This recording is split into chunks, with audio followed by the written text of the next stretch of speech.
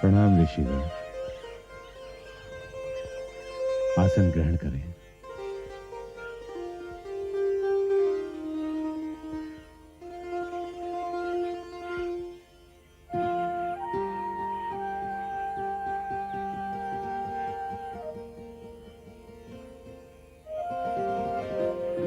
स्वयं गजानन भक्त ऋषिगणों, आप सब ये जानते हैं कि गजानन जी के अनेक रूप हैं। प्राणी चर अचर अशेष भी गणपति हैं। धारी महाकाल महादेश भी गणपति हैं। गीता वेद भी वही है और हारक महेश भी वही है। नित्य पर ब्रह्म भी वही है और परमेश भी वही है। अति उत्तम महर्षि। भगवान श्री गणेश के गुणगानों में क्या उत्तम बात कही है महर्षि। ऋषिगण, भगवान सुमुख श्री गणेश के गुणगान को सभी देवी देवताओं ने गाया। हे महर्षि, ब्रह्मा हो, विष्णु हो कि महेश हो, सभी ने गजानन गणेश की उपासना की। इसका विशेष कारण क्या है महामुनि। सबसे विशेष कारण तो यही है शौनक ऋषि कि ब्रह्मा विष्णु महेश भगवान श्री गणेश के परम भक्त हैं। प्रारंभ भी वही है और अंत भी वही है। न कोई उनसे पहले है, न कोई उनके पश्चात है। इसलिए भगवान श्री गणेश की उपासना ही सबसे मंगल कारक है। उपासना शांति प्राप्त करने का एकमात्र उपाय है, जिसे मनुष्यों ने ही नहीं देवताओं ने भी स्वीकार किया है। कामनाओं का कोई अंत नहीं होता। जितनी पूर्ण होती हैं उतनी बढ़ जाती हैं। कामनाओं की पूर्ति में हमारे सारे लौकिक उपाय व्यर्थ हो जाते हैं और हमें तृप्ति प्राप्त नहीं होती। हे महर्षि, कामनाओं से मुक्ति प्राप्त करने का उपाय तो अवश्य होगा। कामनाओं का शमन करने के लिए और शांति प्राप्त करने के लिए केवल एक ही उपाय है, भगवान की उपासना। और प्रथम पूज्य हैं श्री गणेश जी। गजानन भक्त आगे की कथा श्रवण करने के लिए व्याकुल है महर्षि। ऋषिगण, अभी तक आपने इस पुनीत कथा का जो श्रवण किया वो इस प्रकार है। देवादिदेव महादेव माते श्री उमा से अनुमति प्राप्त कर पुनः समाधि में चले जाते हैं।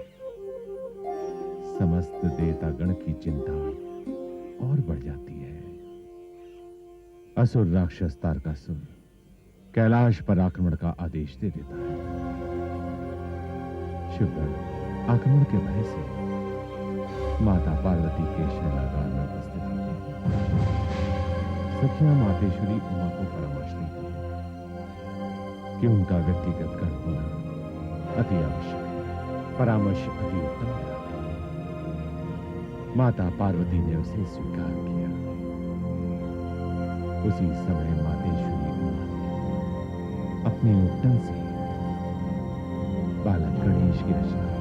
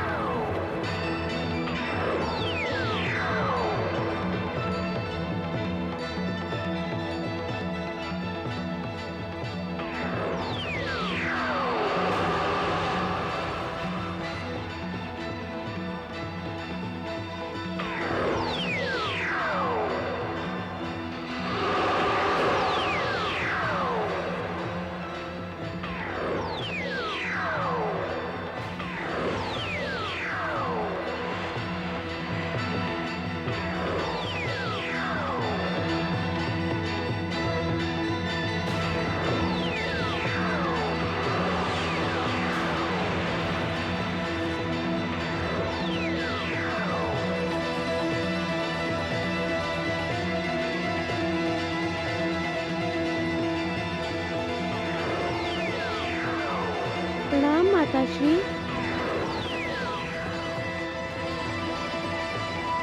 पुत्र,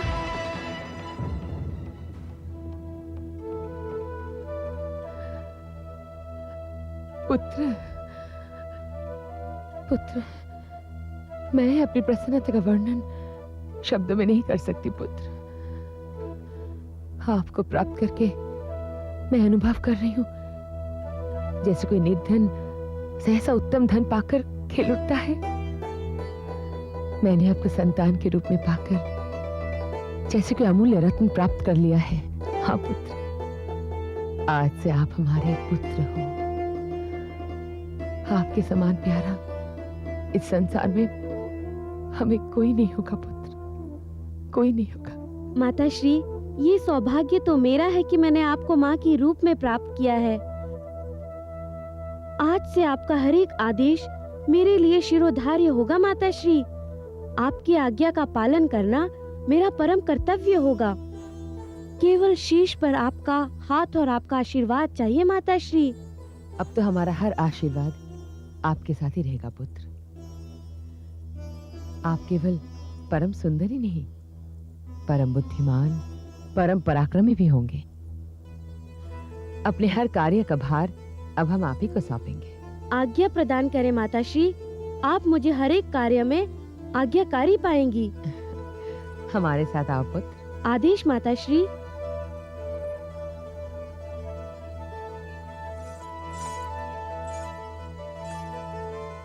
पुत्र, ये इस विशाल भवन का द्वार है।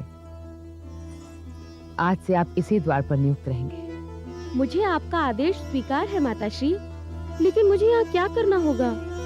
पुत्र, स्वामी देवादिदेव के चले जाने के पश्चात बहुधा किसी न किसी का इस भवन में आगमन हो ही जाता है, जो हमारे एकांत को भंग कर देता है। हम चाहते हैं कि किसी भी प्रकार का कोई भी व्यक्ति अब हमारे अनुमति के बिना हमारे भवन में प्रवेश ना करे। निश्चिंत रहे माता श्री, मैं किसी भी व्यक्ति को अंदर प्रवेश करने की अनुमति नहीं दूंगा जब तक कि आपका कोई आदेश प्राप्त न कर लूं।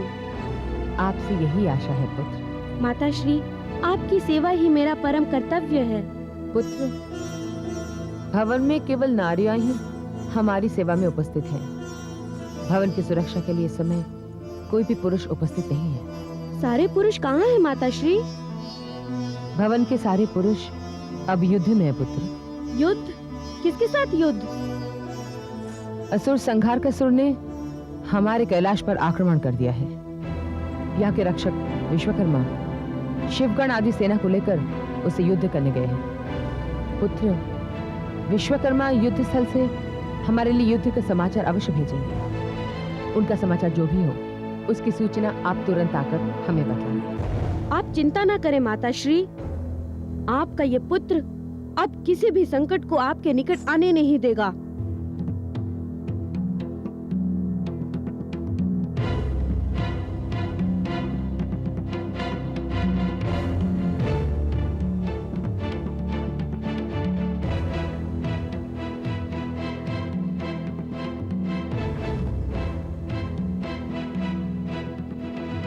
संघारकासुर, तुम जिस स्थान पर खड़े हो उस स्थान को अपनी जीवन रेखा समझो। यदि तुमने इस रेखा को लांघने की चेष्टा भी की तो विनाश के अंत में पहुंच जाओगे। विश्वकर्मा, संघारकासुर तुमसे अनभिज्ञ नहीं है। एक शिल्पकार का युद्ध भूमि में आकर अपने शत्रु को ललकारना शोभा नहीं देता। हमारे मार्ग से हट जा मूर्ख। ये युद्ध भूमि है, यहाँ भवन का निर्माण नहीं, युद्ध करना पड़ता है। और युद्ध करना शिल्पकारों का नहीं, योद्धाओं का कार्य है। संघारकासुर, हम केवल पत्थर तराशने वाले शिल्पकार ही नहीं, समय आने पर हमने शत्रुओं के विरुद्ध हथियार भी उठाए हैं। मात्र 4 लोग अपने शस्त्र लेकर महाबली संघारकासुर की विशाल सेना के साथ युद्ध करने आए हैं। के लिए 4 योद्धा ही प्राप्त है संघारकासुर। मूर्ख, तुम सभी की मृत्यु तुम्हें संघारकासुर के समक्ष लेकर आई है। मेरा लक्ष्य है समस्त कैलाश का विनाश, शिव के विशाल भवन को ध्वस्त करना और पार्वती को अपना बंदी बनाना। यदि प्राणों की सुरक्षा चाहते हो तो पार्वती को हमारे हाथों में सौंप दो। बस संघार का सुर, बस। मातेश्वरी हमारी प्रतिष्ठा, हमारा मान सम्मान, हमारा धर्म है। हम रक्त की अंतिम बूंद तक युद्ध करेंगे, किंतु तुम जैसे राक्षसों के हाथों उनका अपमान सहन नहीं करेंगे। यदि तुम्हें अपनी शक्ति, अपनी सेना पर इतना स्वाभिमान है तो आक्रमण करो। मातेश्वरी तक पहुंचने के लिए तुम्हें हमारे शवों को लांग कर जाना होगा। ये सभी महाबली संघार का सुर के हाथों अपना विनाश चाहते हैं। विनाश! महायुद्ध का शंखनाद किया जाए।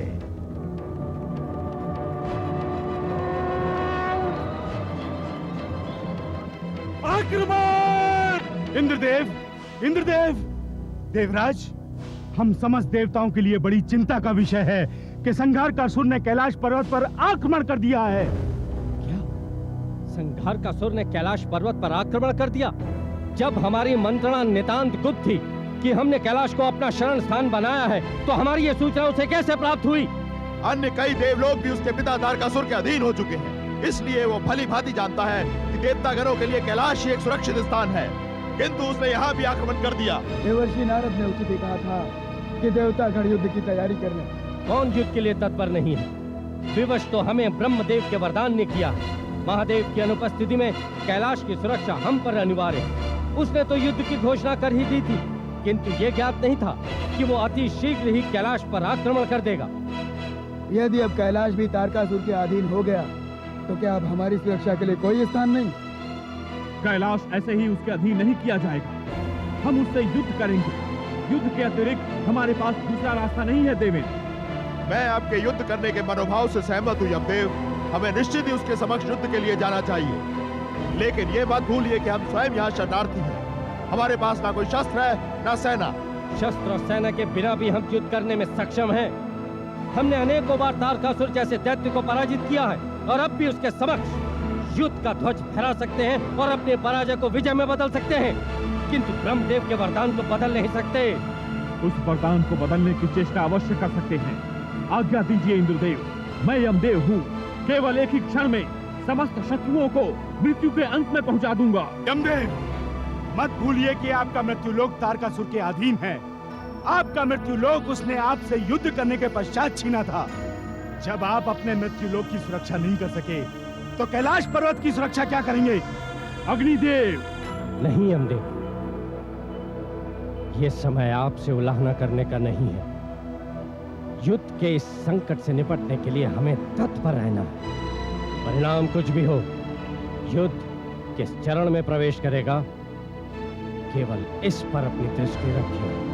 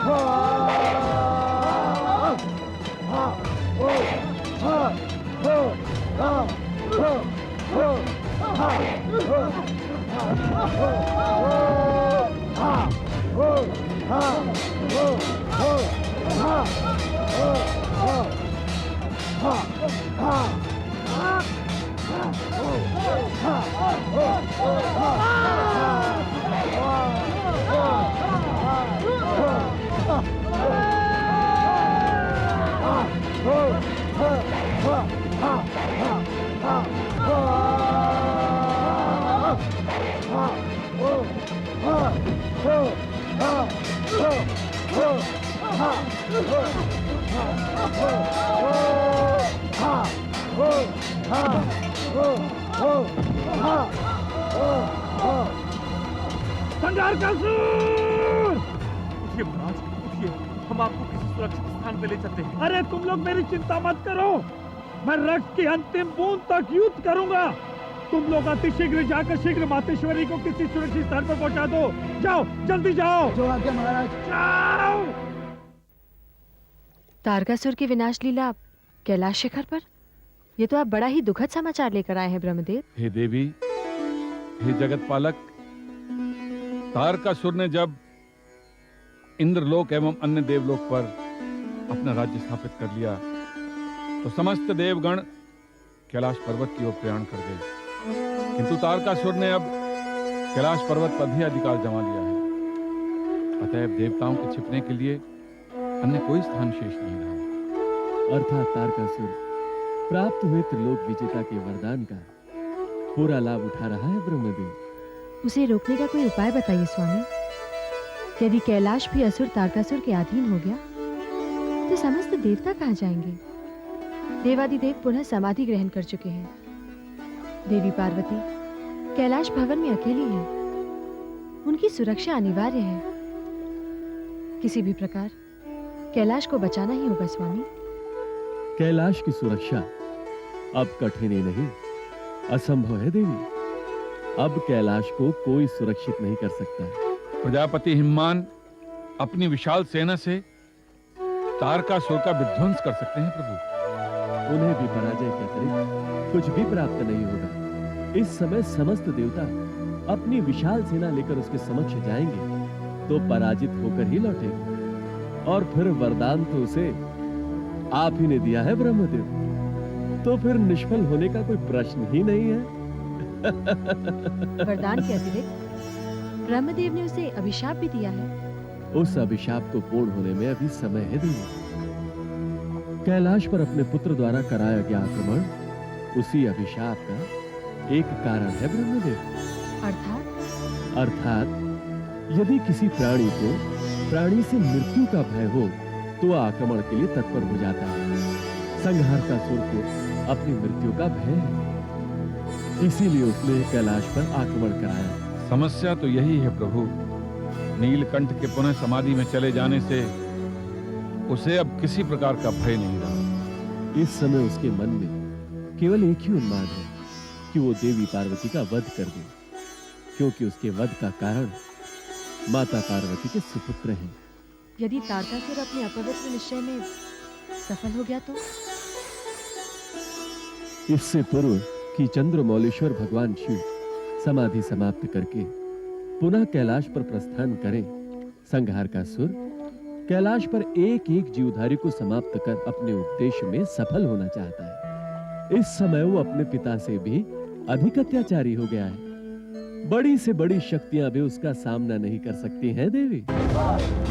सैनिकों,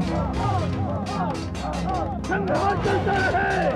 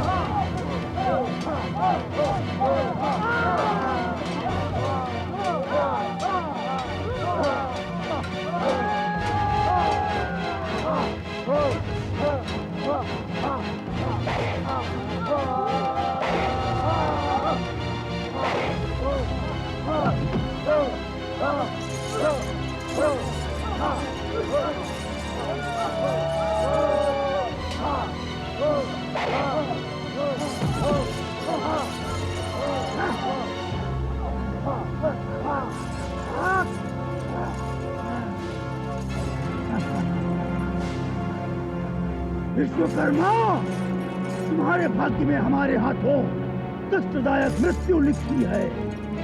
हमने तुम्हें चेतावनी दी थी कि महाबली संघारकासुर के साथ युद्ध मत करो, किंतु तुमने हमारी चेतावनी पर ध्यान नहीं दिया और अंततः युद्ध का परिणाम तुम्हारी आंखों के समक्ष है। अब ये शीश जिस पर तुम्हें बड़ा अभिमान था, तुम्हारी जीवा से अलग कर दिया जाएगा।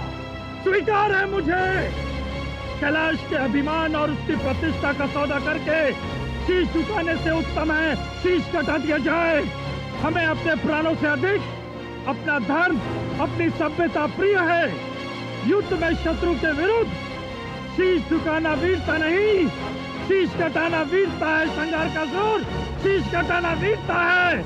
अब यदि तुम अपनी सुरक्षा चाहते हो तो कैलाश के इस पुनीत स्थान से अपने अपवित्र पद लेकर चले जाओ। अवश्य, अवश्य, किंतु समस्त कैलाश के विनाश के पश्चात विश्वकर्मा, तुम हमें शिव को उस विशाल भवन तक तो नहीं ले गए जहाँ तुम्हारी मातेश्वरी पार्वती विश्राम कर रही है, किंतु हम तुम्हें वहाँ अवश्य लेकर जाएंगे। संघारकासुर, भवन में प्रवेश तो क्या, भवन की परछाई भी तुम अपने हाथों से नहीं छू सकते। ले चलो इसे उसी भवन के समक्ष जहाँ इसकी मृत्यु इसकी प्रतीक्षा कर रही है। विश्वकर्मा, हमारे पिता श्री तारकासुर ने एक नए संसार के निर्माण की योजना बनाई है, जिसका केवल एक ही स्वामी होगा, एक ही स्वामी, हमारे पिता श्री तारकासुर। ब्रह्मा, विष्णु, महेश, अब समस्त देवता हमारे बंदी होंगे। तुम तो हो ही क्या?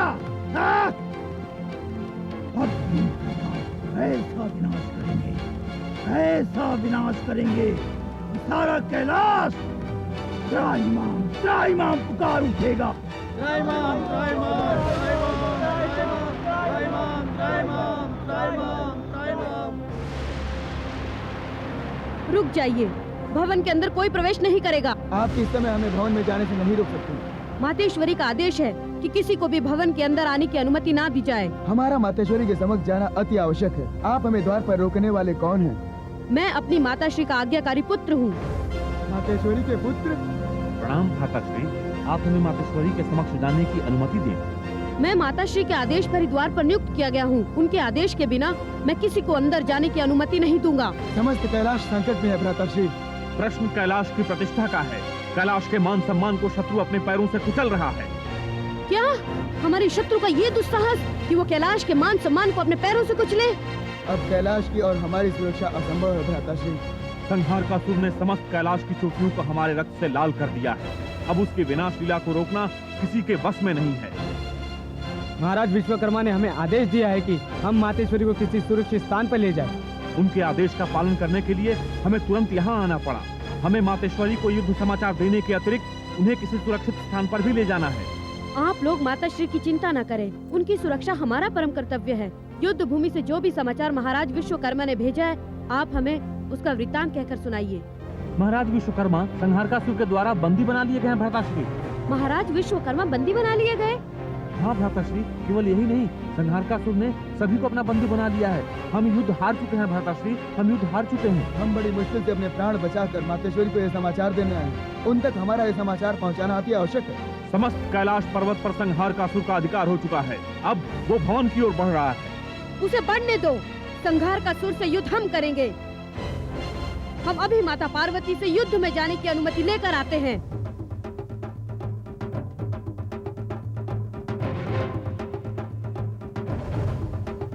माताश्री, माताश्री। पुत्र, क्या हुआ पुत्र? क्या समाचार लेकर आए हो पुत्र? माताश्री, युद्ध में प्रस्थान करने की अनुमति लेने आया हूँ आपसे। युद्ध? संघारकासुर के साथ युद्ध छिड़ गया है।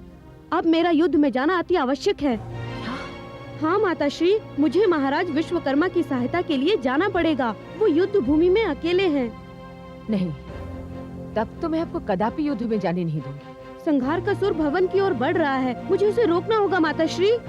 पुत्र, यदि वो इधर आ रहा है तो बड़ी संकट की बात है, किंतु अब आपका द्वार पर जाना भी उचित नहीं है। आप केवल मुझे अपना आशीर्वाद दीजिए माता श्री। आपकी सुरक्षा मेरा परम कर्तव्य है। आने दीजिए संघार का असुर को मेरे समक्ष। मैं द्वार पर ही उसकी प्रतीक्षा करूंगा।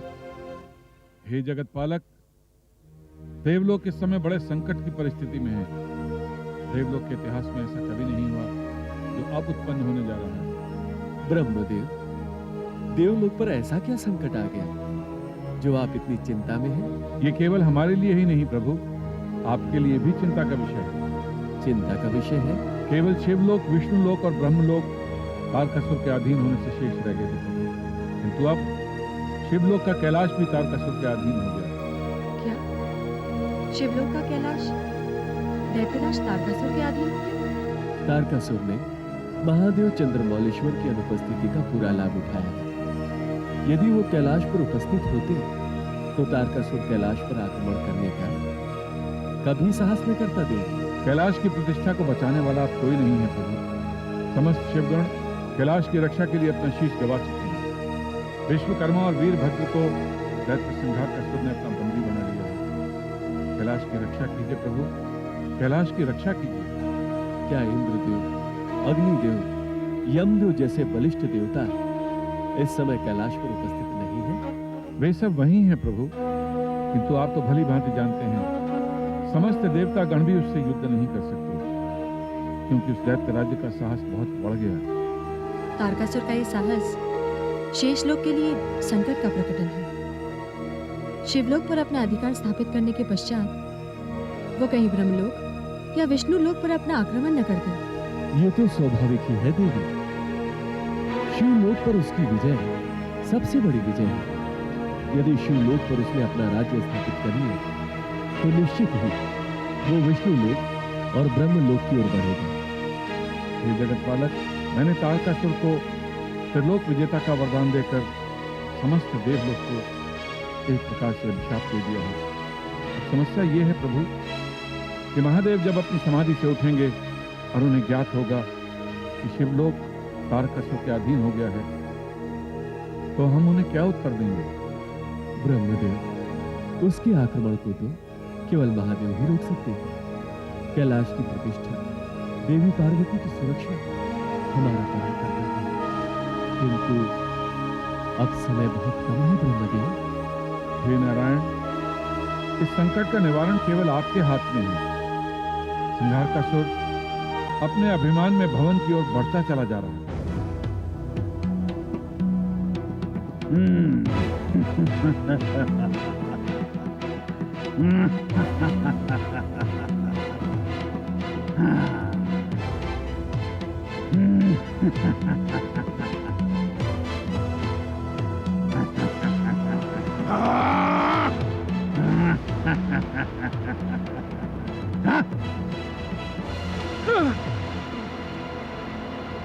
विश्वकर्मा, हम तुम्हें शिव के इस विशाल भवन के समक्ष इसलिए बंदी बनाकर लाए हैं कि समस्त कैलाश अपनी आंखों से देख ले कि संघारकासुर के साथ युद्ध का क्या परिणाम होता है। ये युद्ध का परिणाम नहीं है संघारकासुर, ये युद्ध के प्रारंभ का प्रकटन है। युद्ध तो अब आरंभ होगा। कोई है जो हमसे युद्ध कर सके? है कैलाश पर कोई ऐसा वीर जो हमारे समक्ष अपना शीश उठा सके? नहीं, उसकी ग्रीवा धड़ से अलग कर दी जाएगी। है कोई जो हमारे समक्ष आने का साहस करे?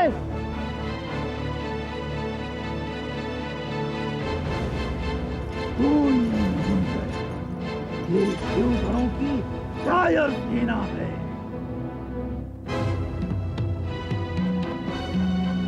एक दैत्य राक्षस से भय की आवश्यकता नहीं है। आगे बढ़ो शिव महादेव के उपासकों, आगे बढ़ो और कटा दो अपना शीश, और कटा दो अपना शीश कैलाश की सुरक्षा के लिए आगे बढ़ो। इस तिरस्कारी जीवन से वीर गति को प्राप्त होना ही अच्छा है। आगे बढ़ो। संघारकासुर, स्वतंत्र कर। अभी केवल ये शरीर घायल है, आत्मा नहीं। इस शरीर में अब भी शेष रक्त है। आगे बढ़। नहीं रहेगा। तुम्हारे शरीर में रक्त की एक भी बूंद शेष नहीं रहेगी। अंतिम बार अपने विशाल भवन के दर्शन कर लो। इसके पश्चात तुम्हारा शीश काटकर इसके मुख्य द्वार पर लटका दिया जाएगा। ये धर्म और अधर्म का युद्ध है संघार का सुर। हम गर्व से अपने शीश कटाएंगे और ये निश्चित है अंततः विजय धर्म की होगी। एक शीश कटेगा तो लाखों शीश धर्म की सुरक्षा के लिए तुम्हारे समक्ष उपस्थित हो जाएंगे। प्रहार कर निष्ठुर, प्रहार कर।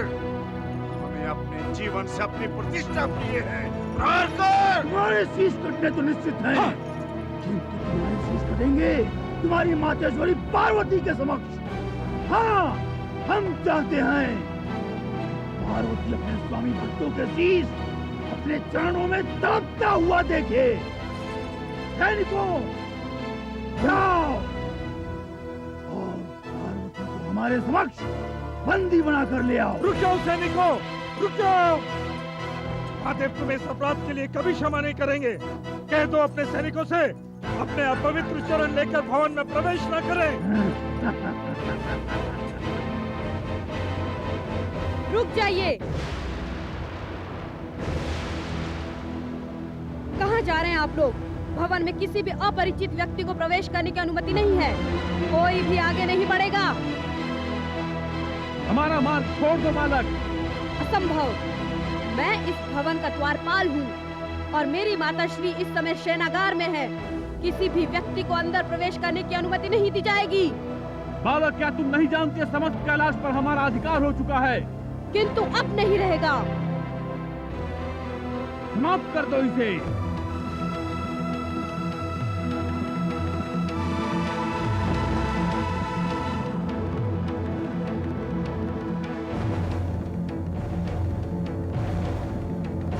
जाओ, इसकी ग्रीवा इसके धड़ से अलग कर दो।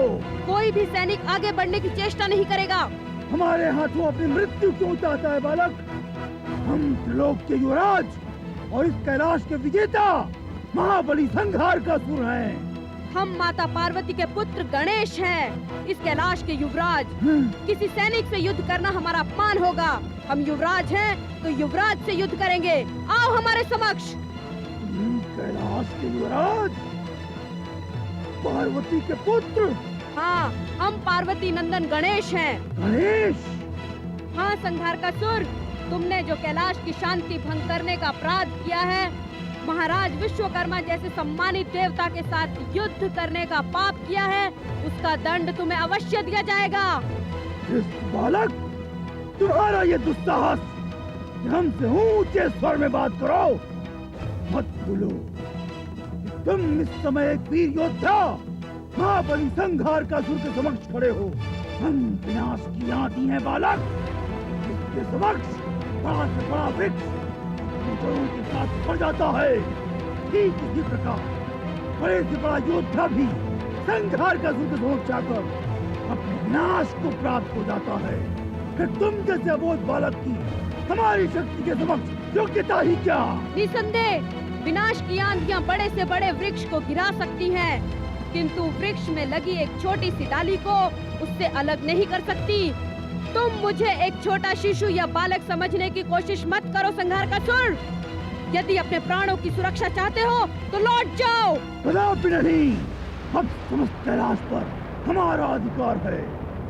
हम आए तो थे केवल पार्वती को बंदी बनाने, किंतु हमारा सौभाग्य कि हमें पुत्र भी मिल गया। अब इतिहास में तुम्हारी मृत्यु तुम्हारी माता से पूर्व होगी। तुम्हें जीवित छोड़ना हमारे लिए असंभव है, क्योंकि तुम पार्वती के वही पुत्र हो जो हमारे पिता श्री तारकासुर की मृत्यु का कारण बनोगे। जो दुष्कर हमारे विनाश का कारण बन सके, उचित यही होगा कि उसका फन कुचल दिया जाए। विष्णु का नन्हा बच्चा भी मार डालने में समर्थ होता है। अत्यंत छोटे से मंत्र में भी अद्भुत शक्ति होती है। मैं दुर्जय हूँ संघार का सुर, तुम मुझे पराजित नहीं कर सकते। दंड बालक, तेरी मृत्यु निश्चित है।